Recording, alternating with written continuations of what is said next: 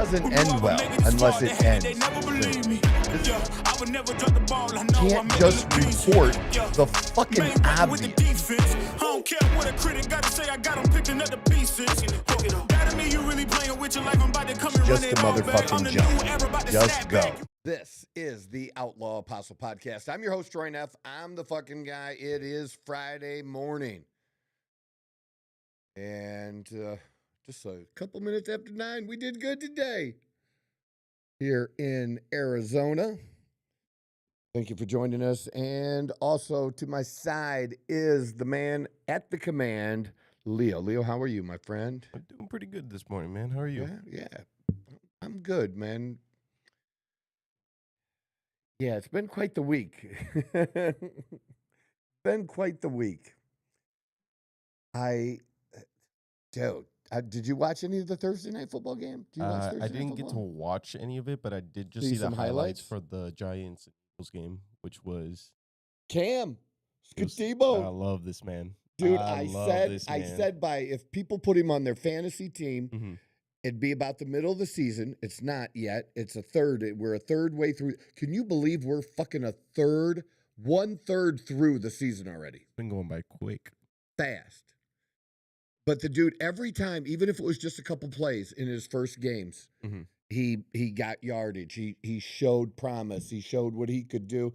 And to show off in a game against the Eagles, where Saquon Barkley played okay, but the team overall, the Eagles did not play like the Eagles. The Eagles, they're going to be at 4-2. They're going to be a little Like iffy. on edge, Mhm. on edge right now, because even though they were winning, they are near the bottom in almost every category, offensively and defensively. Like team ranked number 26 on defense or whatever. Like they're near the bottom on nearly everything. And, a lot of that heat is also always, even after he wins a Super Bowl, is directed at Jalen Hurts, for crying out loud, which I don't exactly understand. And was that really, well, he threw the one interception. That was not a good interception. But the fumble when they were looking like they were going to go down and score and maybe possibly make it a game.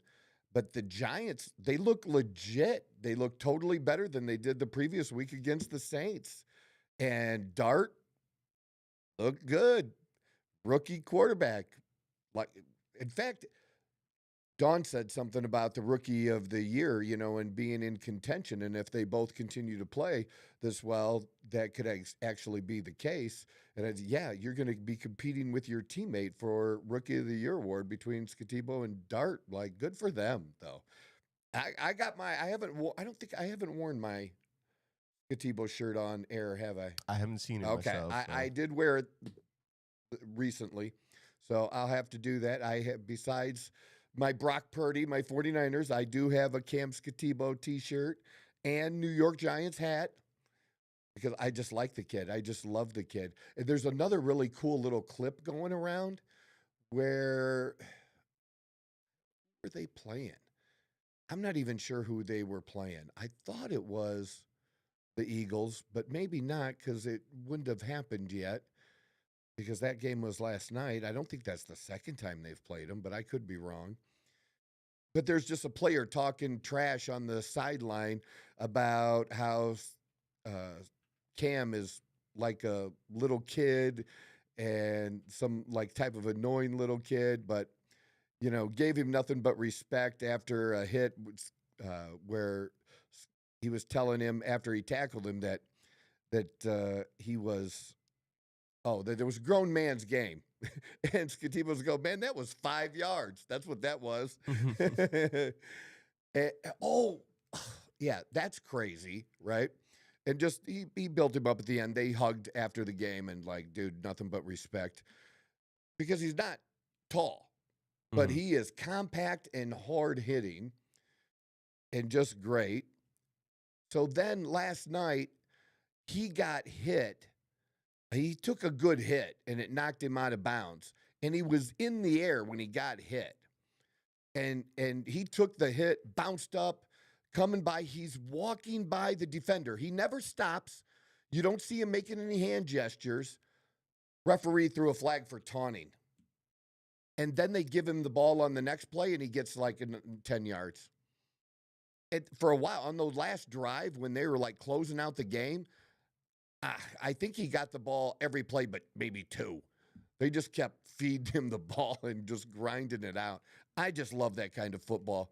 And now everybody is saying online what I've been saying, and you can go back. We have tape on this where I was like, man, he should be a Pittsburgh Steeler. And there's about probably every team but 2. Like the Eagles, Saquon Barkley's still a stud. Derrick Henry, still a stud. But the other 30 teams have no excuse for letting this guy go by, more than 2 rounds. That just shouldn't have been a thing. Who are your fucking scouts?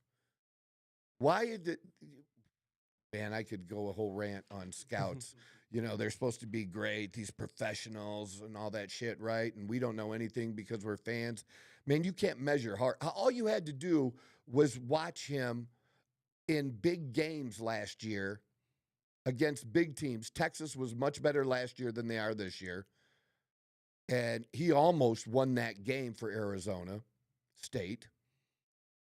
And I watched Genty. I was at the bowl game. I watched Genty not be able to do shit against Penn State.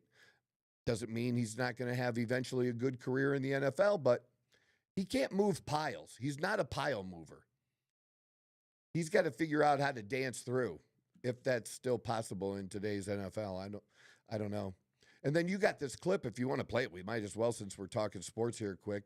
Just Travis Hunter has actually been playing both sides of the ball, offense and defense. Mm-hmm. Some games more defense than others, but he seems to be getting, some pretty good reps up in the upper 30s range on each side of the ball. Again, not every game, but I think out of the 5 games, 3 games, he's really come in and to make a difference.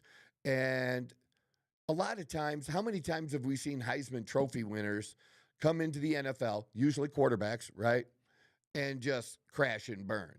They were great college players, but don't turn out to be really top NFL players. But this was just an incredible catch by Travis Hunter that I saw in a little clip and a highlight.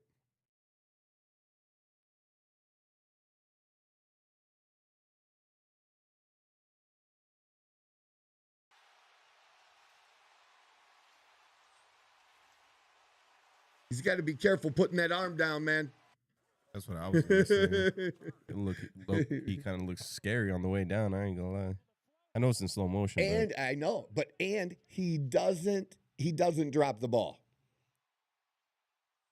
Big hit, goes up, knows he's going to get hit between those 2 guys, and just takes it. And just fantastic catch. Dude's a stud.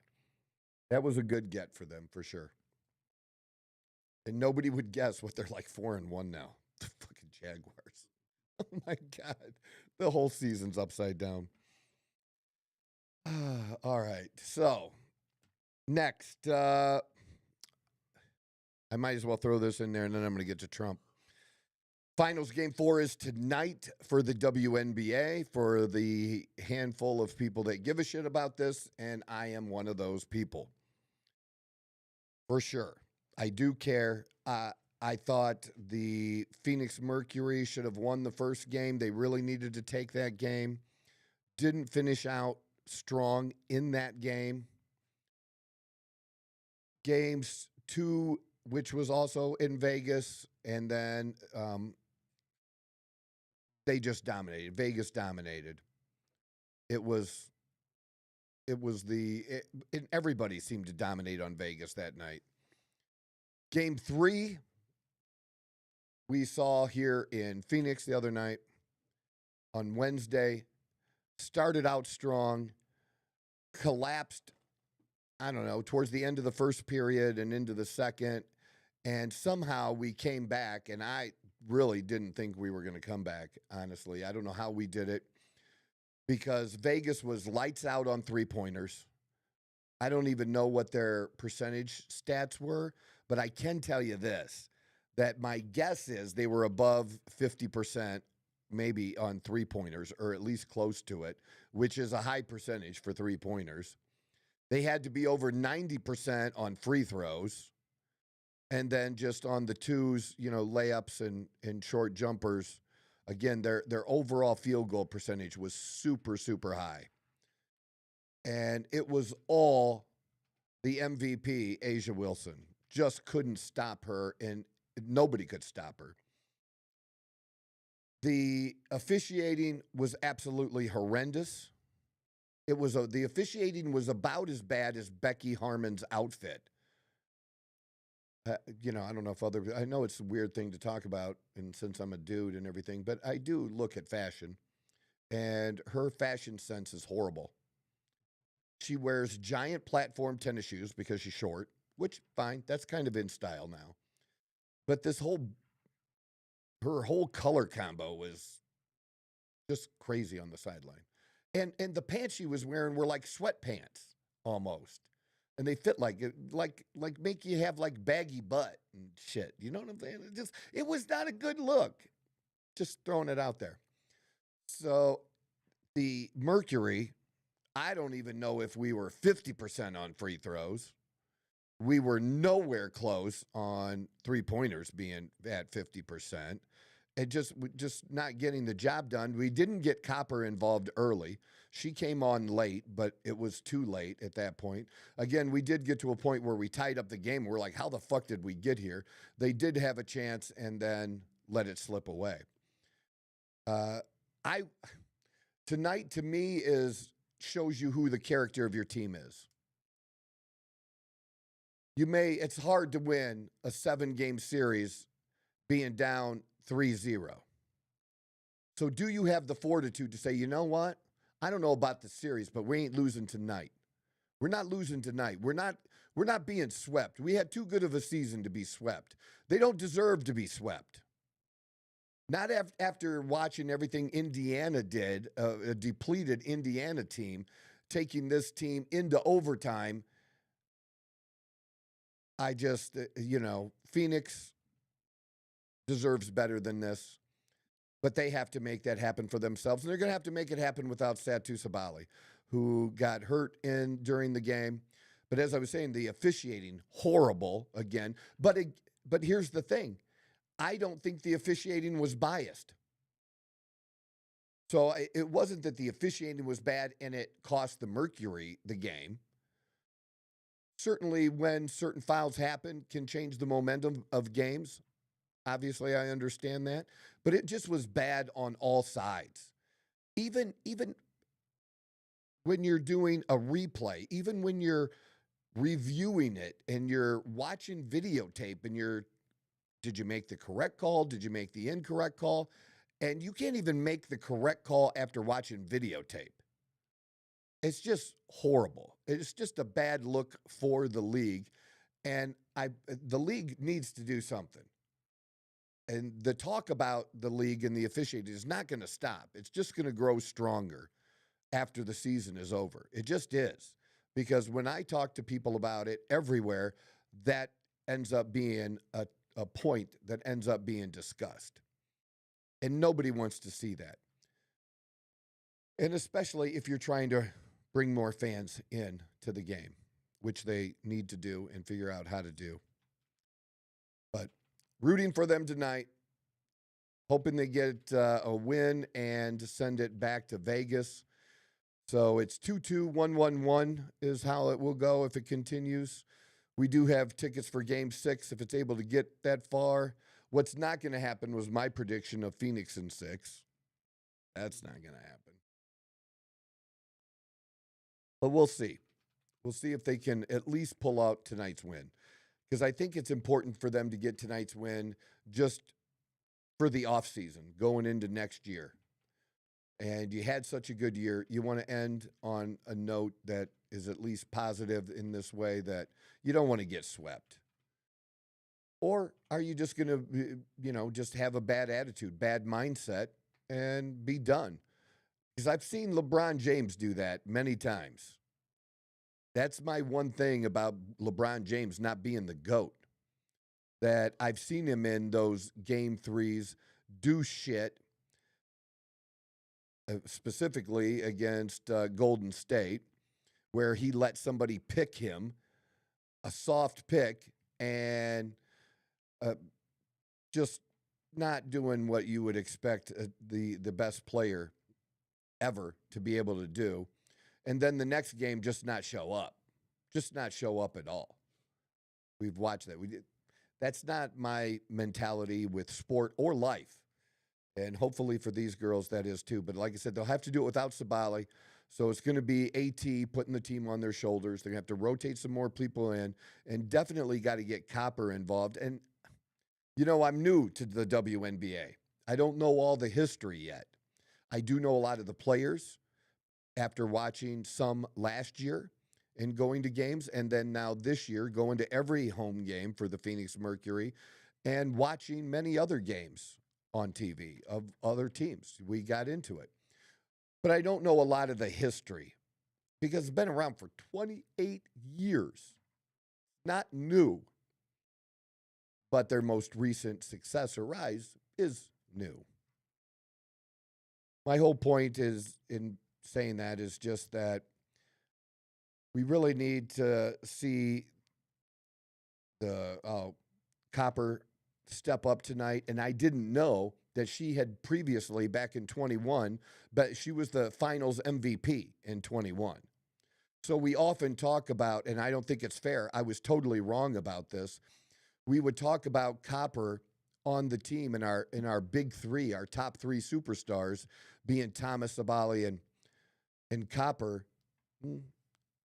Copper should probably be at number 2 and not number 3 in my conversation when I list them in order. She's done it. The team definitely needs her to lead in that way. So she can shoot the 3, and she can drive. She's the most athletic player on the team, and defense as well. The defense has got to show up tonight, or they'll be headed home and just be done. Dan Marley was at the game the other night. Former Suns, who was a big-time player back some years ago. So see who's there tonight. Be some interest. I think the Vegas owner was sitting there too. Somebody pointed him out to me.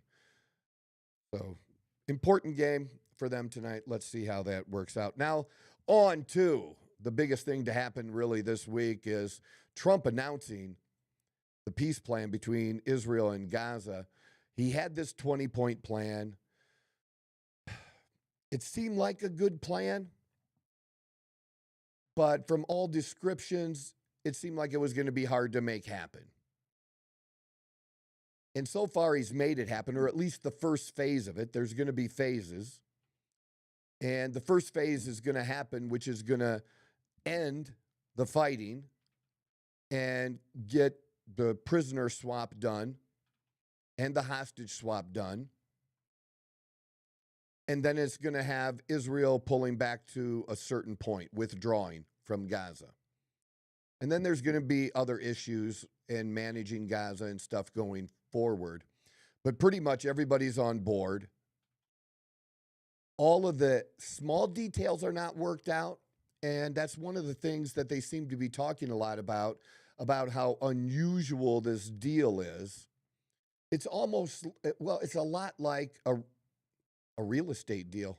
You had real estate people working out this deal. You got Trump, Witkoff, and Jared Kushner, his son-in-law. All real estate people. And a lot of times when you make a deal, you come to an agreement about the big thing, and then you take care of the little things. You make a deal, you put an offer in on the house, and then it's accepted. But usually, a lot of times, like let's say the inspection of the home will come after. You'll have a certain day period to get all that stuff done. And if any of those things turn out to be bad, you can scuttle the deal, right? So a lot like that, having the small details happen later or now, still ongoing. But there's a lot of pressure because everybody is done with this war. Israelis are done with this war. The American public is done with this war, whether they support Israel or they are, rooting on Palestine. Everybody just seems they want to be done. And I think that's a good thing. So it may be unusual, the steps that Trump took, But I applaud him because even though I guess Joe Biden made some half-hearted attempts, this president has tried to get this done every day since the first day in office. And the same goes with Russia and Ukraine. And so when this gets done, which may be the hardest thing that's ever been done, is somewhat of peace or more agreement about Israel's right to exist than ever before. I mean, every president almost has always thought, man, if we can just get peace in the Middle East, wow, that's so huge. And every president wanted that feather in his cap. And the one that's making it happen is President Donald Trump. And even the mainstream media, who, over 90% of all articles or all spots, all stories done related to Trump are negative.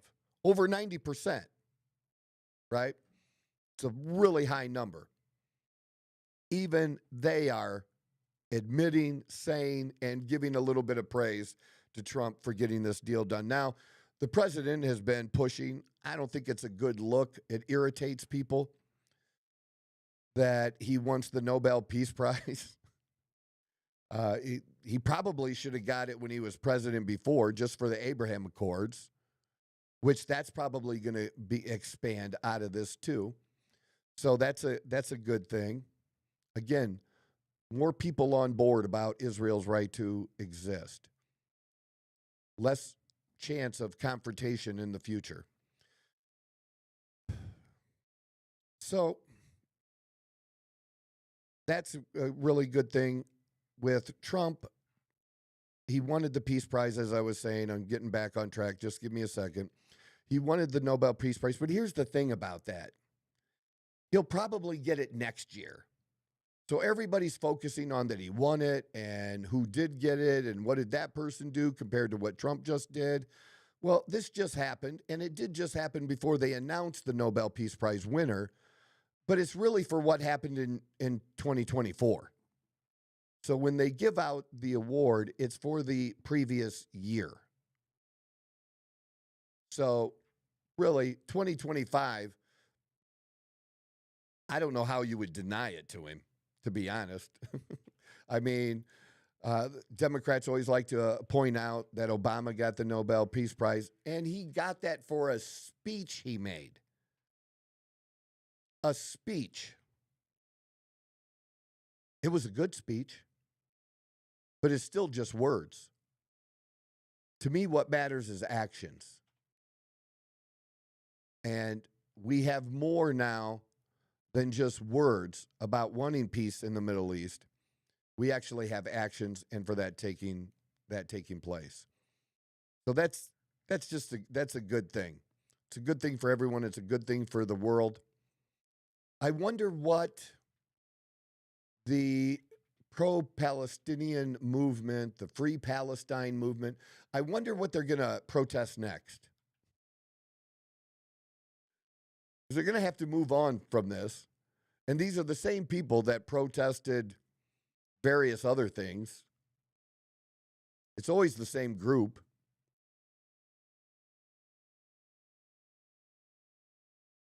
So there you go. It'll be just a thought there. I haven't heard anybody really mention that about that. So that's good. This just came up as we were beginning the show. And so we're going to learn about this together. How about that? We're going to learn about this together. Or by the time you see this, you may already know. Secretary of War Pete Hegseth announced today, just earlier, that the Pentagon has agreed to host a new Qatar Air Force facility in Idaho, saying that the nation has played a core part in securing Gaza peace deal. So that's Trump making deals to make this happen and for people to put pressure on different sides. Trump was putting pressure on Israel while these other Middle East countries were putting pressure on Hamas. But we've never had that before. We have bases in other countries all around the world. another country having a base on our land has never happened. And to be honest, I'm not even sure how I feel about that. It's just weird because it's never happened before. He made the announcement during an enhanced honor cordon arrival ceremony at the Pentagon for Qatar's Minister of Defense. Today, we're announcing a letter of acceptance in building a Qatar Air Force facility at the Mountain Home Air Force Base in Idaho. The new base will host Qatar F-15 fighter jets. Now, maybe that's part of this, too. Maybe they're going to spend a lot of money buying jets from us, too. I would expect so. But that's just a guess on my part. The location will enhance our combined training, increase lethality.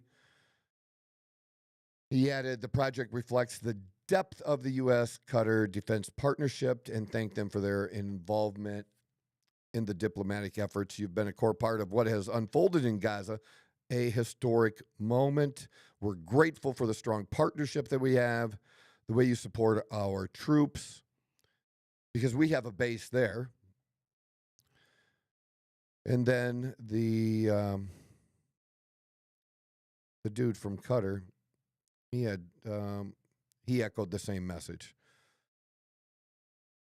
So that just kind of surprised me. I guess a developing story, but it was just announced. A foreign country is going to actually have a base on our land. So, like I said, I don't know how I feel about that yet, other than it's weird. Weird. All right, so some other things today that I wanted to get to is I just ran through a shit ton of videos last night, and I bombarded Leo's phone with them.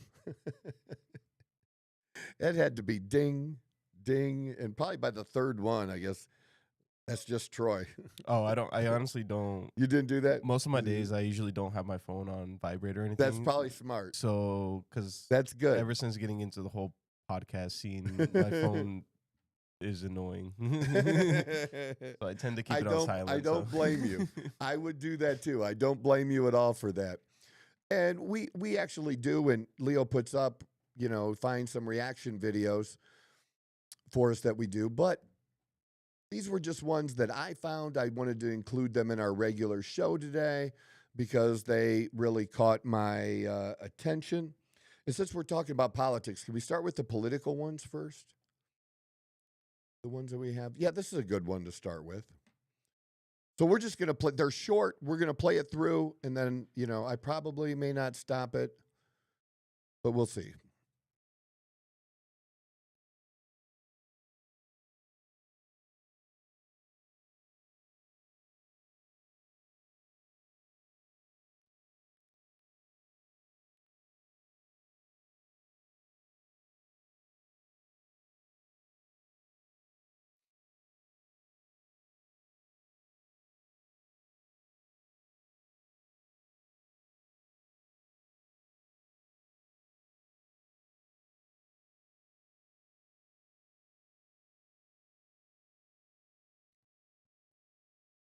Rich. You don't like people, being capitalists, taking advantage of the free country that we live in.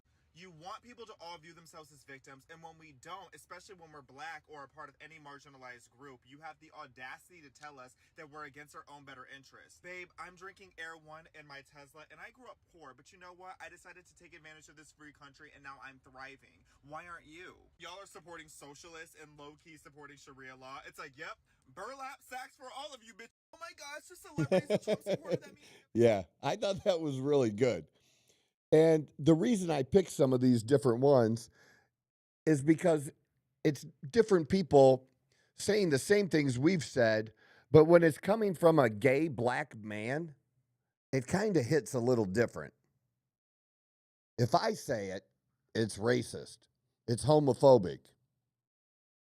Pretty hard to throw that at him in this case. And people try, as he even said. You're just, voting against your own interest. Democrats told that to women. Right before the election, remember, Obama was scolding black men for not wanting to vote for Kamala Harris. And that's the difference in the parties now.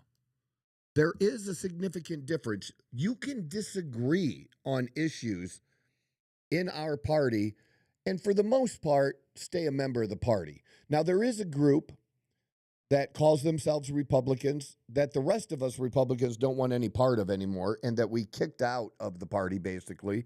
And that's your never Trumpers, who were former Republicans, neocons. We kind of kicked them to the curb, and they've been butthurt ever since.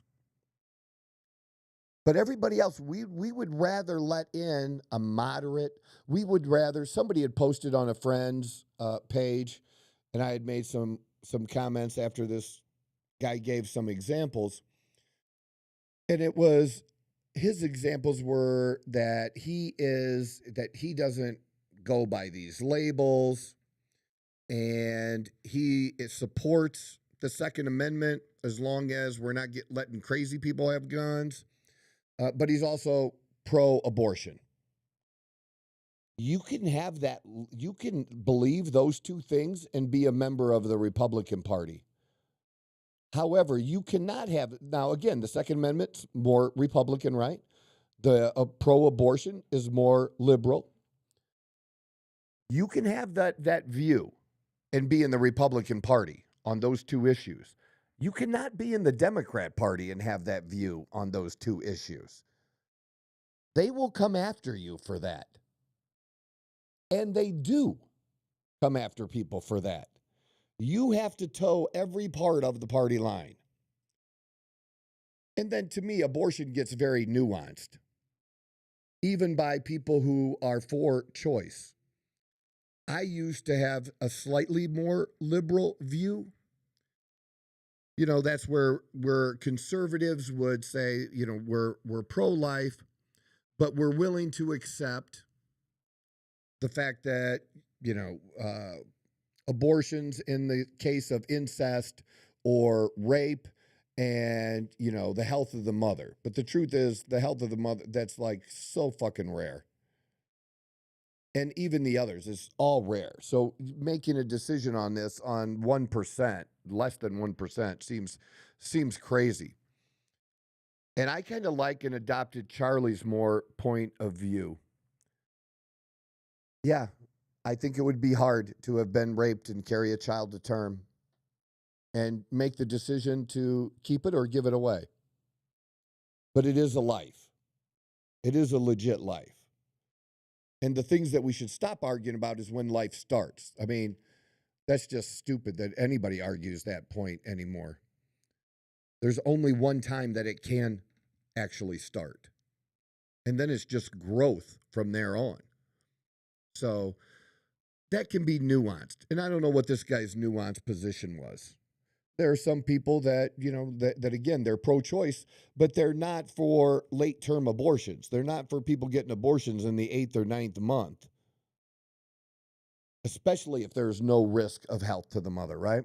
And if there is risk to the health of the mother, like I brought up before, and I said that really is not really much of a thing, they can, at that point, the baby has a good chance of surviving at that point, not yet being to term, but by being taken cesarean section. And again, that protects the life of the mother.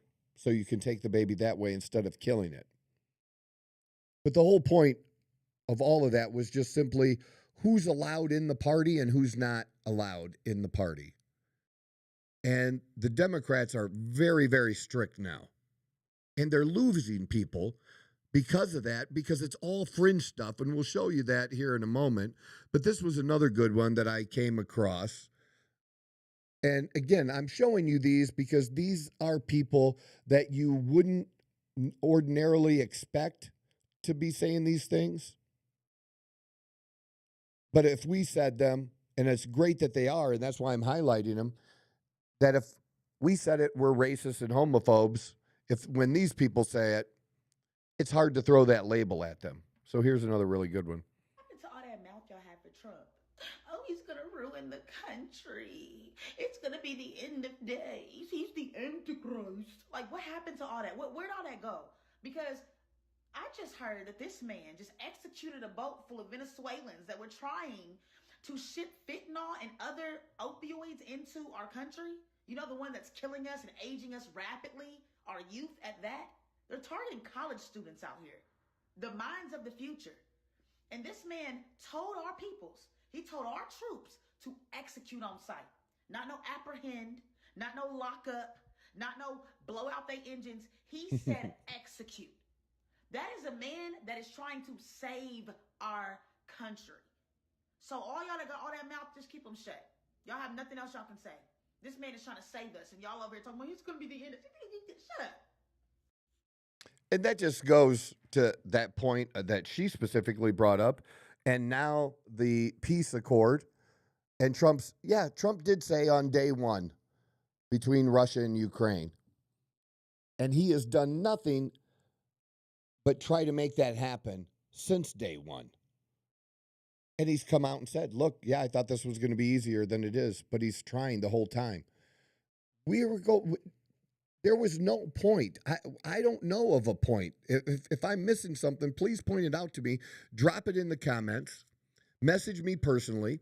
Get on my other social media platforms. Easier to do that. Facebook, TikTok, Instagram, X. Tell me, where am I missing it? Send me some piece of information that I'm missing where Joe Biden was trying to negotiate an end to the war between Russia and Ukraine. I don't remember it. All I remember is debates about giving them more money to fight the war. That's what I remember. Now, we all want it to end. It'd be great for the whole world if it ends. That's something Trump wants to do. But I'll take it. I'll take that Trump wants to do that. I'll take the fact that it didn't happen on day one, but he's done nothing but continue to try to push both sides to get a deal done. That works for me. What doesn't work for me is not trying. That doesn't. Then we have the tariffs, right? She could have done that video on tariffs. The tariffs were going to crash the economy. No, what we're finding out now is the last year of Biden, they were hiding the truth about the economy. Now, you couldn't hide it from the voters. The voters were feeling a certain way at the grocery store, at the gas pump, and knew what they were hearing didn't quite add up with what they were being told. Well, now with the revision of numbers, we see, things weren't really that great. And Trump has tried to push the Federal Reserve to lower interest rates because of that. But because the numbers were fudged and looked better, the Federal Reserve was saying, things are a little too good for us to do that right now. We're just in a pause and wait and see, and we're going to see what happens with this tariffs. And they just took in a shit ton of money again on the tariff. Something like, $60 billion in the last month is what I saw. And only a small amount of that is being passed on to the consumer. A very, very small amount. And eventually we hope that helps bring down the debt. Trump's actually using that, this is fucking genius politics, let me tell you. Trump is going to use some of that money, maybe you didn't hear this, to help poor people during this period of time when the government has been shut down. So the government only has less money to be able to spend because of the shutdown, right? And so Trump has more power to direct how that money goes out. And he's going to take, I don't know if it's $30 billion or whatever it is, and is going to put it towards WIC, which is basically the food stamps, right? For the poor. Women, infants, children, that's what WIC stands for. So a program for the poor to keep that funded. If that isn't genius politics, I don't know what is, but it is. It's a pure political thing. But if you're somebody that relies on that, it works for you.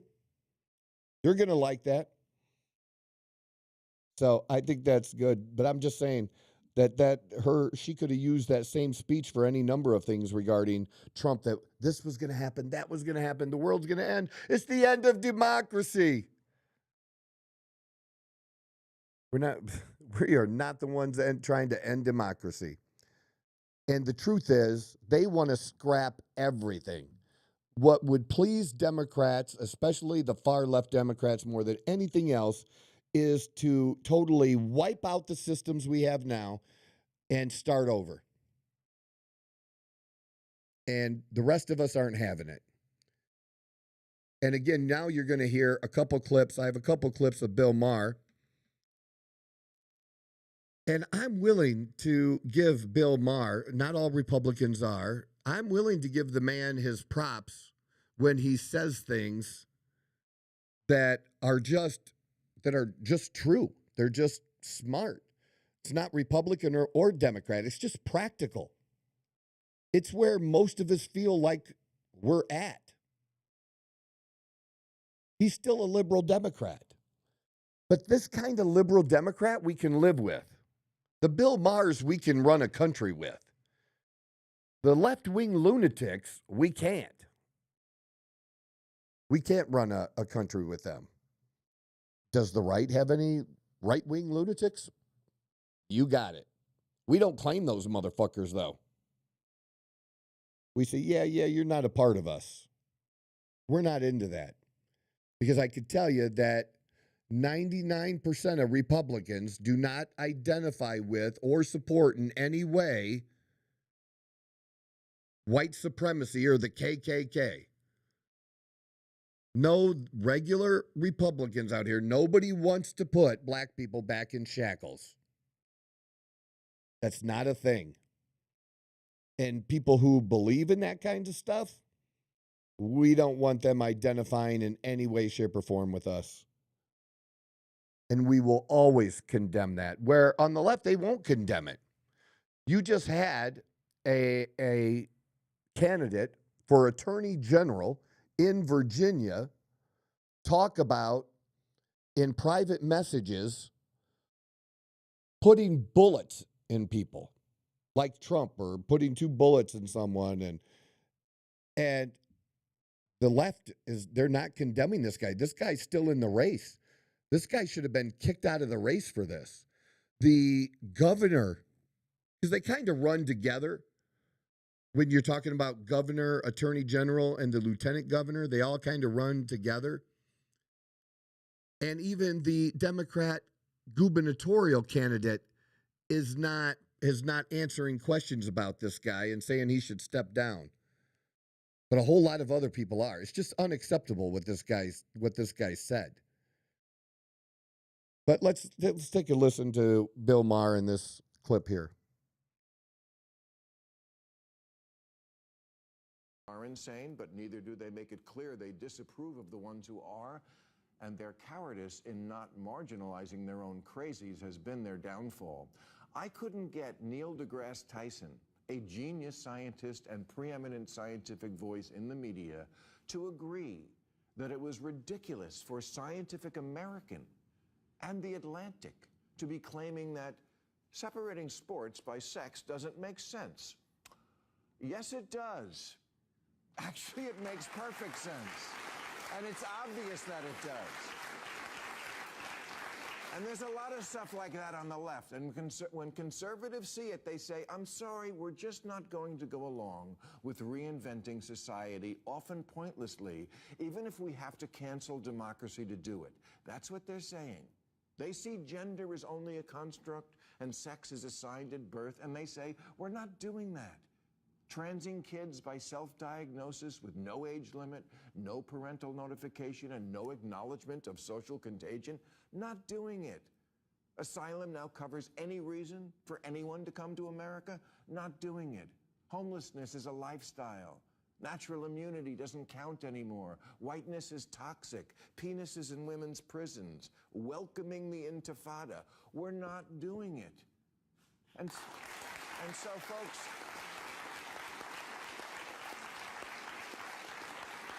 if we are ever going to get back to the old America, that's got to be the Democrats' part of the bargain. Stop coming up with radically new and often terrible ideas, and then in the next breath, insist there be no debate about any of it. That if you don't see it right away and go along, you're bad, stupid, and deplorable. As if you were saying, duh, 2 + 2 = 5. Isn't that obvious? Yeah, it's obvious you can't add.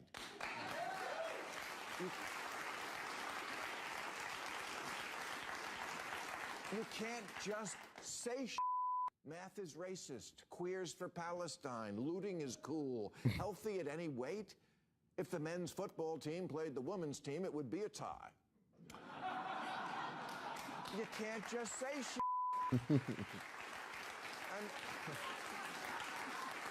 I mean, you can, but it doesn't make it true because you're not Harry Potter. No, I don't. And that's just my point. I've been saying stuff like that. Many conservatives have been saying stuff like that. There's only a couple people on the left that have been saying things like that. Bill Maher's been one.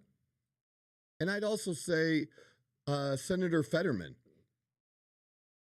from Pennsylvania. He's been saying those kinds of things. He broke with the Democrats yesterday, saying and giving praise to President Trump over the deal with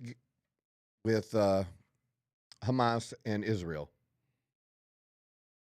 You got to be able to do that. You got to be able to accept that that it's just good for the country and good for the world overall. And that it always can't be about politics. That, look, I don't want to give that guy a win because we just don't want to give him a win. They don't want Trump to have a win on anything. And even important things like this. This goes back to the whole joke about if Trump found a cure to cancer. They would somehow be against curing cancer because it was Trump. They wouldn't want to give him credit. It doesn't seem that outrageous because this is huge. This is really, really huge. And you got to be able to even, like I said, most of the mainstream media, even on MSNBC, which of the mainstream media is, they're further left than CNN, right? Even they're giving the president props for this. It's good for everyone. Like I said, it's no different than when Osama bin Laden was taken down. You give credit to the president who's in charge when that happens because they had to give the final go-ahead. That's how that kind of stuff is done. The final order, we have a plan in place. We can take him out here. The president approves that plan as commander-in-chief. They just don't plan it out and do it and then report to the president later. No, the president actually decides if that trigger is going to be pulled. And you give him credit. You give him credit. They just don't want to give President Trump credit for anything. And it shows. And it's just people like, I don't know. I don't know if you're a conservative or a Democrat, how you can disagree with anything that Bill Maher just said. And again, the people that are opposed to some of these things, the people that support men playing in women's sports, well, first of all, the number of men playing in women's sports is such a tiny fucking number. It barely exists. But you're willing to lose elections over that? You're willing to not do what's good for the country? I'm sorry. Because some dude says he's a woman, but he still has his dick, should not be in the women's locker room with his dick flopping around, changing clothes, trying to get into a swimsuit with your daughter. I'm not okay with that.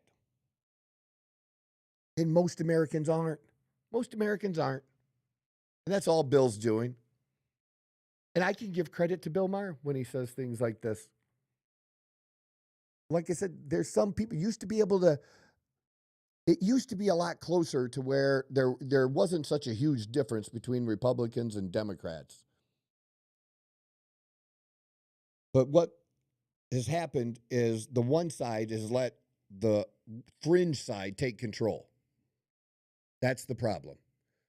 There's actually a bill out and that I would actually support All right. I don't want to see the government shut down, but there's somebody, Republican and Democrat, that has come up with a new bill. This is House members, and I think it has 12 Republicans in support and 13 Democrats so far. And what this bill would be is a 1-year extension of these enhanced credits for health care. That's the Democrats' cry right now, is that these enhanced Obamacare subsidies are going to expire at the end of the year. Now, again, I did a whole show on this where I was explaining to you, everybody's getting it wrong. They're saying Medicaid when it's actually Medicare. They're saying Medicare when it's Medicaid. They don't even use the terms properly. And then they talk about these expiring tax credits, these expiring healthcare credits, right? And they just talk about them in general.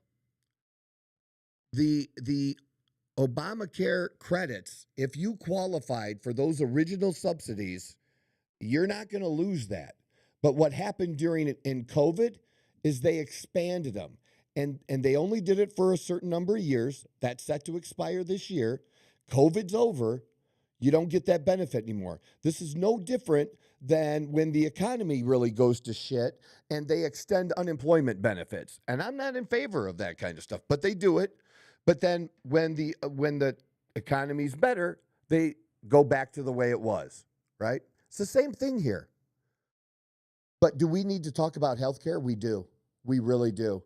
Because what it tells me about the Affordable Care Act is that the Affordable Care Act was never affordable.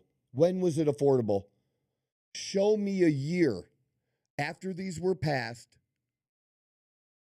that costs went down for Americans. Show me when that happened. And they just want this in higher amounts because it gets us closer to universal health care. That's what the Democrats want. And if you want universal health care, then fight for it.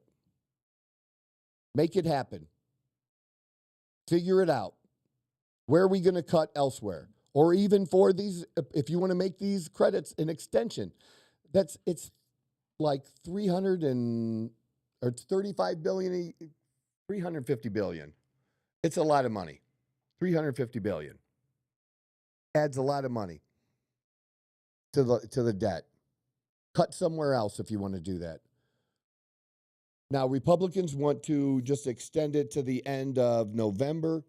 That's all they're trying to do, and that then negotiate in between time over these credits. But how about this? I don't not like this idea, which is extend them for a year. And then how about after the first of the year, how about they take on healthcare again? Put all the proposals on the table of what you want to do with the budget in mind, without increasing the budget. Figure out how to make that happen, because we cannot spend the most money as we do and get the shitty results that we do. We're number one in money, and we're like somewhere between 20 and 30 off the top of my head. I'm trying to remember. Somewhere between 20 and 30 as far as healthcare results, right? So that shouldn't be a thing. Very similar to education. We spend more money per student than anyone else in the world, and we're no longer getting the results for it that we pay for and deserve. Look, our healthcare should be the very, very best. Does it say on there? Yeah. Well, it does show we have the highest, by a lot. Our costs are higher than everyone else. Now, and versus outcomes. Does it say where we are at on outcomes? Or just that we suck? Yeah, I'm not sure what the... But it is the truth that we just don't get the results.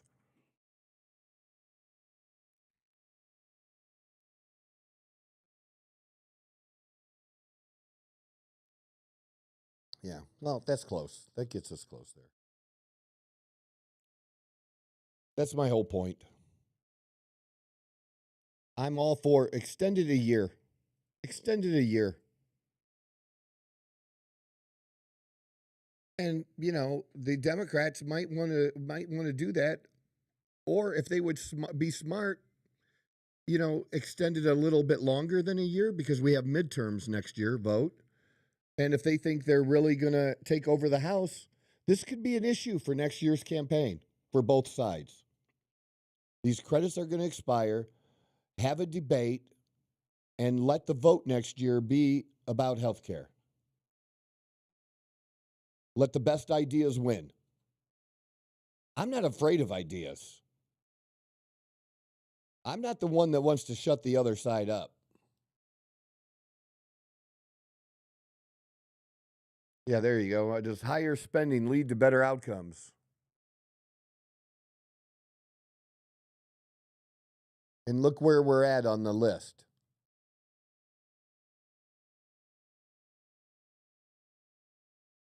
Life expectancy, we're at the bottom. Infant mortality, at the bottom. Asthma, a little past middle. Diabetes, bottom. Heart attack, close to the bottom of the big wealthy countries. Spend more than any of them, and we don't get good outcomes that relate to the money spent. That, I don't know. That's got to show you don't have to be a genius about this stuff. Common sense just tells you that that's not a good thing. That's not working out. It would be like paying $100,000 for a car and not getting a Mercedes, but getting a Kia. That's what it's like. You're paying Mercedes money for a Kia. Not that the Kia is terrible, but it's not a Mercedes. And it's not worth Mercedes money. I break things down simple. This shit does not have to be hard to understand. So Bill Maher had another one. I want to throw this out there too because of everything that's going on. Let's hit this one. This is a serious problem for Democrats. Less than 1 in 4 Democrats under 30 say they're proud to be an American. 54% say they're embarrassed by it. Embarrassed?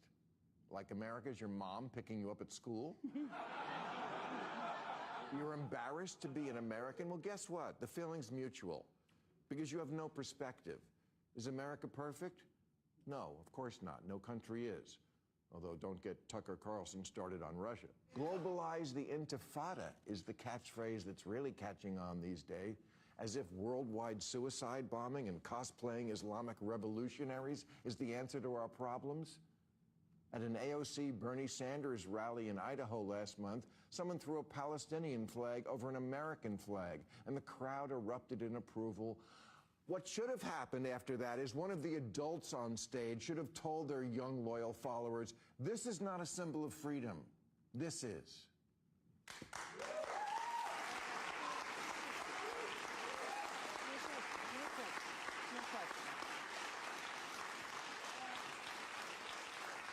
If the thought leaders in the Democratic Party keep encouraging and not rebuking the idea that America is cringe and the people who run Gaza are great, the Democrats are doomed. Alyssa Slotkin's right. Liberals are weak and woke, especially the white ones, and they indulge all sorts of nonsense from their kids, a pattern that then continues on in the Democratic Party. Last election, it was all the gender stuff, the insistence that men can have babies and such, and now I fear that we like the terrorists is the new that. Liberals need to push back on the dumb ideas that come from their children. The Democrats' problem is the energy of the parties with the young and the young are with the terrorists. That's not good. So talk to your children and remind them, you don't really want to live like your heroes in Hamas. All the shit you do all day, it was all made in America. Your smartphone, your Grubhub, your freedom to bitch about America, that's all American stuff. You tell your phone you want a milkshake and a guy brings it to your house. Please, you couldn't survive a week living in Intifadaville. Seriously, this... Again, he, with a little comedy sprinkled in, hits the nail right on the head. I think he does a great job when he does it. That's why I actually do watch that program.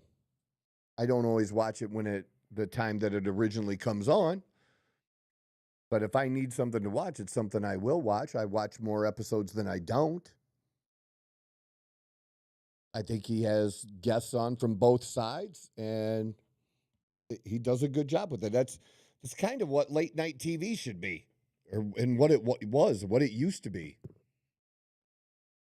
And his more political than what late night TV used to be, but still, because he's more reasonable. You can talk to Bill.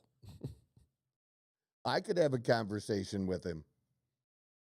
He's not crazy. But we're kind of done with crazy. And so is he. And I like that part about that. I really, really do. Was that all the political ones? I believe so. All right. These are the last two we have. All right. So I have a couple other ones that I want to throw out there that are not so much political, but just stories that I picked up that just caught my attention. You know, I'm into health, fitness. I'm into peptides, testosterone. And this one popped up, and I was just like, what? Check this out.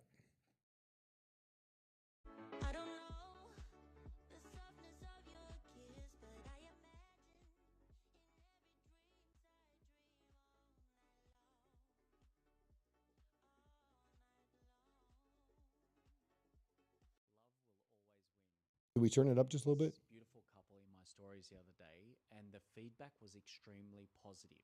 Here's the thing: true beauty comes in all shapes and sizes, but it starts from within. When a woman exudes feminine energy, like Michelle in this video here, that's what attracts a man. And the fact is, a lot of these big gym bros are attracted to bigger size women, but we don't see as much of it these days because it goes against the norm. But I believe this type of love is beautiful, and I think we need to see more of it. So here's why it caught my attention and why I have a little bit of an issue is because I want to get past this kind of stuff. I don't want to go to the point where, you know, people are having fingers pointed at them or putting people down. But we do need to get past this thing that happened over the last decade of just normalizing being obese. We're not talking overweight. We're talking about being obese. And just normalizing that, because to me, that's not caring about someone. That's not caring about someone at all. If you care about someone, you want to encourage them to be healthier. We're not talking about perfection. We're not talking about looking like the skinny models. Okay? I'm not talking about that at all. I'm talking about healthy. And some people say, but those gym bros, they're not healthy. They're taking steroids. I'll put my labs and my health up against any natty any day. What is a problem is men need testosterone. What is true is that it's almost like a crisis point. The number of men that need testosterone and that are still not getting it. And the difference, it's whatever health risks you think there are, and it's really minimal at best for taking testosterone, the risks of having low testosterone are much worse. Much worse for your overall health. You're more likely going to be overweight. You're more likely going to have less muscle. You're going to be more likely to be diabetic.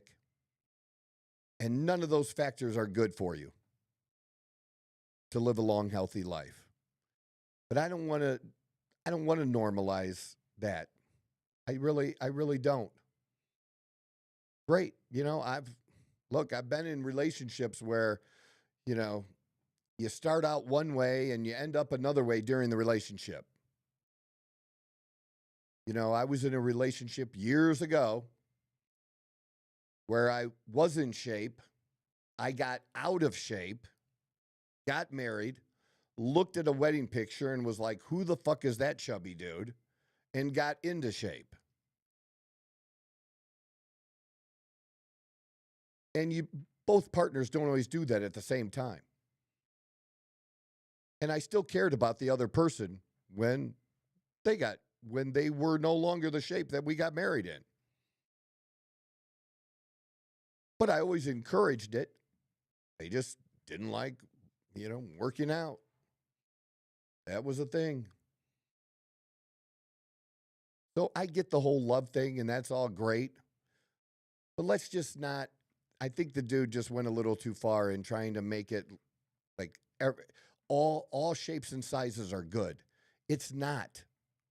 Okay? It's not. I go out in public enough, and I'm in these arenas, and I see the difficulty of almost half of our population finding it difficult to walk and get to their seats, finding it difficult to fit in their seat. And then, did I ever show you that picture? I took a picture of a woman one time, a couple games ago at the Cardinals. I don't know if where she was taking up we showed that, two didn't seats we? or something like that. Yeah. Well, not only that, dude, she had a Rice Krispie treat that looked like a motherfucking brick. Oh, yeah. And there was like chocolate on it and frosting, and it was the size of a brick. Look, Dawn and I eat desserts. We do. But you can't eat a fucking brick size. Unless you're Leo. Leo, you could get away with it. I don't know. That shit would fuck my stomach up. Right. It probably would. Yeah, I get that part. But, I'm just saying, some people could maybe get away with it no matter what they eat. They have a hard time gaining weight. There's that too. But, man, it's just like, seriously. This is not somebody really trying to do the best for themselves. And as much as information is out there, you think everybody would know? Nope. They're just not accessing it. That's the truth. So I just didn't like that. And then this is just fucked up news. And it happened to be from my hometown in Toledo. And what really caught my attention, though, and I don't have it here, is the comments on the Facebook page of the person. That's what I should have given you. The Facebook page of the person who posted it. Because I really was shocked at the number of women in the comments that were cheering this on. So apparently in Toledo, a woman broke into a dude's home, and apparently it's somebody that she knew. I don't know if they were dating. It didn't give us any other details or not, or had dated in the past. And she cut his testicles. With an unknown instrument. With an unknown instrument. Yes, probably a box cutter. I don't know. Isn't that crazy? Released on her own recognizance. She doesn't even... Oh, she did get electronic monitoring. But holy shit, we got to check back and see what happens on this on October 16th when she goes into court. But in the comments, what surprised me really was the number of dumbass women that thought this was a good idea. Oh, good for her. And, he was like, no. And he didn't break into, if he would have broke into her house and she cut his testicles, great. I'm all, That's what I thought was going on. That's what I thought, when too. I read the title, that's what I thought. That's what was going on. That's exactly what I thought, too. Exactly what I thought. But no, she broke into his house and did this. So her life wasn't threatened. And it was somebody that they knew each other. You just want more details. I hate articles like this. They just don't, there's so many questions. A really short article, honestly. Yeah, really short. And they're very broad with the information they give you, too. Yeah. And then as I was telling you, that picture of her was from a previous arrest. Yeah. But holy shit, man. So dudes, protect your testicles. Just want to make that a thing. We want you to protect your nuts. Oh, man. All right. Let's see. So was that all of them that I gave That you? was everything that we sent. All right. That was good. Did a pretty good I like job on that. getting through all of those. Yeah, we did. We did. I had been thinking I almost was going to do the whole show on a reaction to Officer Tatum and his reaction to Candace Owens. There's a lot going on with Charlie Kirk right now.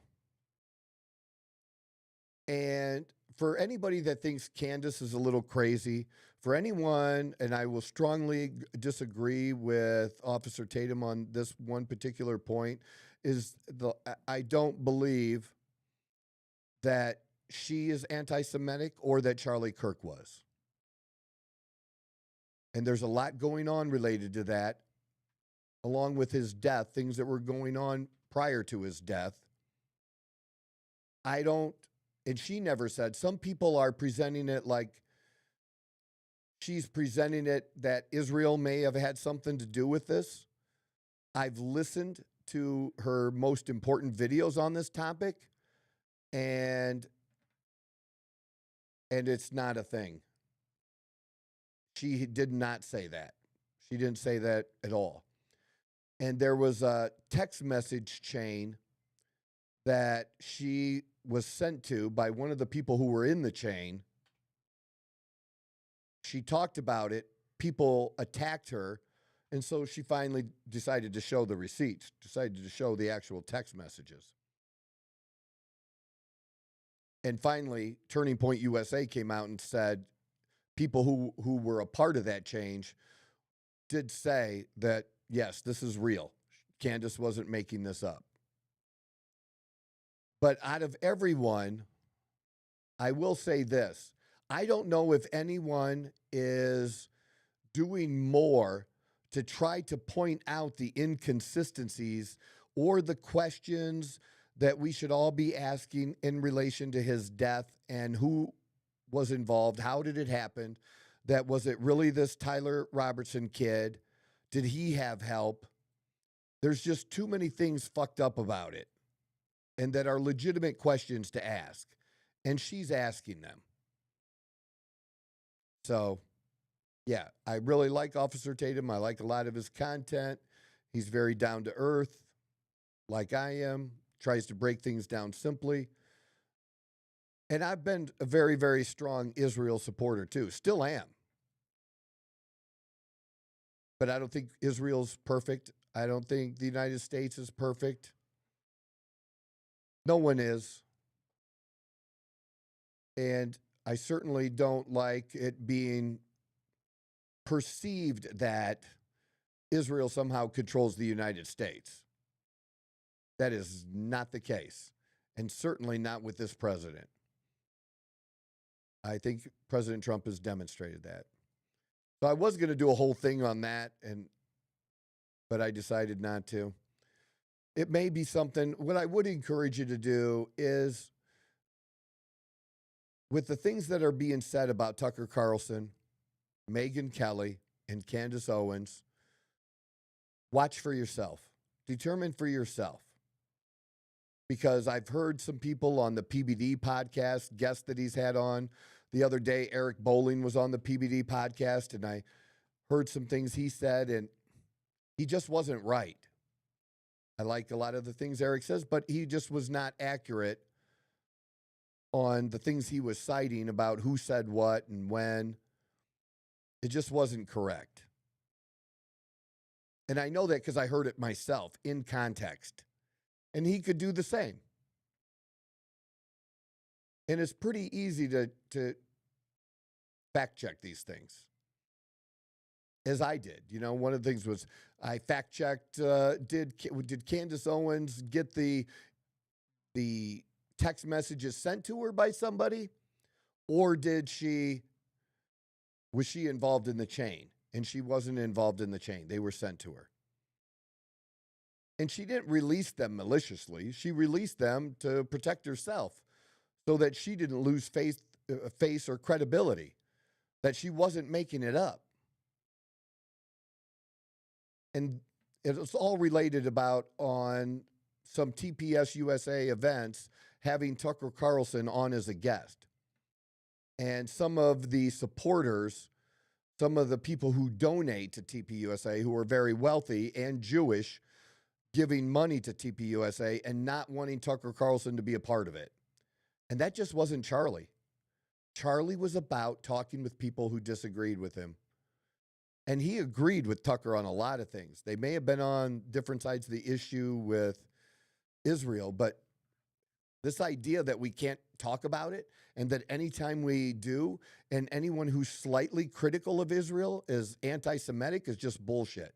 That's the one thing of me being an Israel supporter that I really, really dislike is the people who are so staunch and saying you can't listen to anything that the other side has to say about it. And I'm not talking about listening to crazy people either. I'm just talking about having a discussion about it. And we got to be able to do those things. I'm for having those discussions. Bill Maher seems to be about having those discussions. And nobody, you're not going to find somebody who's more MAGA than I am. It's not a thing. I'm as conservative as they come. But I'm also not a right-wing lunatic. Not a racist, not a homophobe.